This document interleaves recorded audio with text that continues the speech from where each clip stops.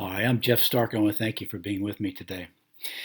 In our first video, that was titled Parenting and Judging Our Children, number 1, we looked at this Matthew chapter 7 passage about judging. And obviously, it's not a passage written to parents, but parents find themselves every day, multiple times, having to make certain judgments about their children and handing out various judgments, verbal and otherwise, accordingly in order to fulfill their parenting duties. That happens in communities, it happens in nations, it happens also in the church. So Jesus cannot be saying that all judging is wrong.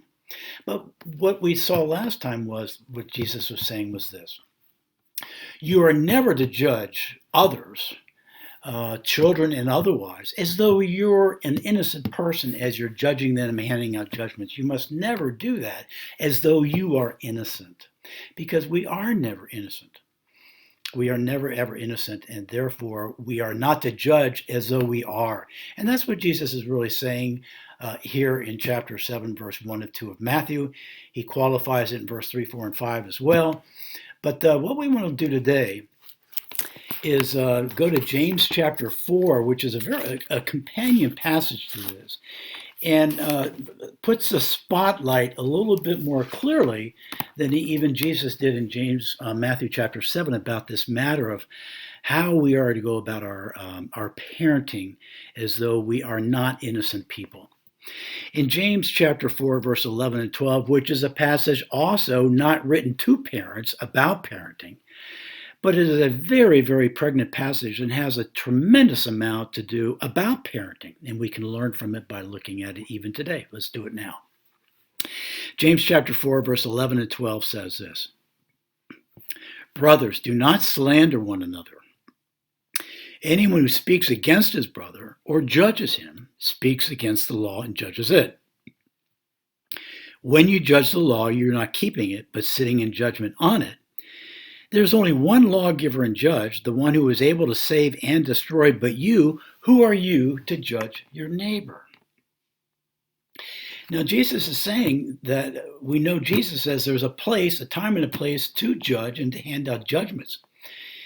But when he says, who are you to judge your neighbor? What he's saying is that you must never judge your neighbor as though you are an innocent person. Let's go back to the beginning. There's three ways that we are not to judge. 4. Number 1, we're not to slander one another. So let's apply this to parenting. Slandering means to be speaking against or speaking down to. We are not to be judging our children by speaking down and speaking against them in that manner. Number 2, it says anyone who speaks against his brother, again, speaking down against and judging them. That's a second way that parents are not to be speaking to their children. And number 3, or judging our children. We're not to be doing that. We're not to be doing that as though we are in a position of innocence. Now, there is one who is able to do that, and he's called the lawgiver and the judge. There is a lawgiver and a judge who is able to judge properly from a position of innocence. He's the only one who can judge and hand out judgments and is a lawgiver because he is entirely innocent, totally pure and totally innocent. But who is that person who is able to judge and destroy and save? Who is the lawgiver and judge? The one who is innocent and able to do that. Well, of course, that's God. There's only one person in the universe who is innocent and able to judge, save, and destroy, and be critical of, and hand out judgments from a posture of innocence. There's one person in the universe who is innocent and who can judge from a posture of innocence, and that is God. But when a parent judges and speaks against critically and speaks down and against their children as though they are innocent when they're not innocent, when they're judging their children as though they are innocent, they're taking on the role and the function and the posture and the position of the lawgiver and judge of the universe. And Jesus is trying to warn us about this in Matthew chapter 7, and James is warning us as well. And that is, as we go about our parenting, we must never talk to and judge and hand out judgments with our children on a daily basis, as though we are the lawgiver and judge and the one who is innocent, because we are not. We are never innocent. But if we address our children and judge them and hand out judgments with our children, forgetting that we are not innocent, but acting as though we are, we're going to be sinning very, very grievously against our children as we're doing our parenting every single day, multiple times. Again, we are not, there's only one person who is a lawgiver and judge who is innocent and who can judge rightfully and pass out judgments properly, because he's innocent and he's perfect and he can do that perfectly. We have to judge as parents. We have to hand out judgments, but we must never do it as though we are the innocent lawgiver and judge, because there is only one, and it's not us. And so when we have to judge our children, assess our children, and hand out verbal judgments or perhaps physical judgments, we must not do it as though we are the one who is innocent and who is the only lawgiver and judge. We have to do it understanding and remembering that our children are not innocent, but we are not innocent either.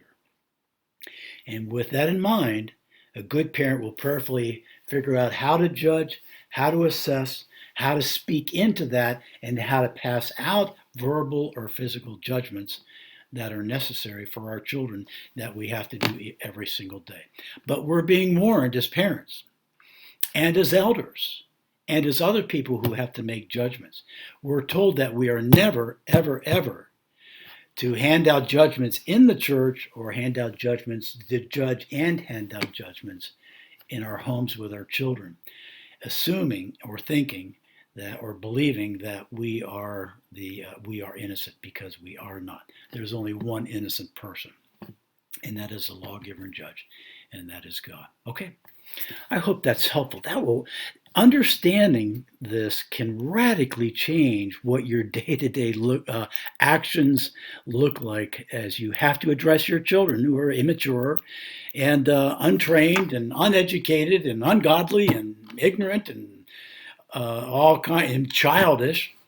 Well, you're going to have to be handing out, you're going to be judging them every day, as you rightfully have to do, and you're going to be handing out judgments. But you must never do it from a false understanding that you are innocent as you're doing that, because you are not innocent. Okay? Okay. Thank you for being with me today. If you find this to be helpful, I encourage you to click that like button, which is down below.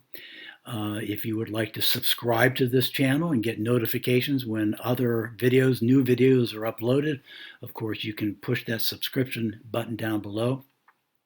Very importantly, if you know other parents who can profit from our understanding here in this video number 1, and parenting and judging our children number 2, if you know of other parents who can benefit from listening to those and implementing those truths in their own parenting, please pass these videos along to those other parents. If you're a grandparent and you think that you have children who have now their own children, but as you observe how they're having to judge them day to day and hand out judgments, and you think they're doing it from a posture of innocence and they must not be doing that, well, maybe you want to prayerfully consider when you might want to suggest that they look at these videos as well. Lastly, if you find these videos helpful, there's a very good chance that your pastor does not know that I have this YouTube channel that has 130, nearly 140 counseling videos, biblical counseling videos addressing a whole range of things that affect Christians day to day. You might even perhaps suggest that he watch these videos, or you might text them or email them to him for his benefit, because he's going to be talking about parenting a whole lot over the decades that he's a pastor, and he might find these videos as helpful as well. But thank you for being with me today.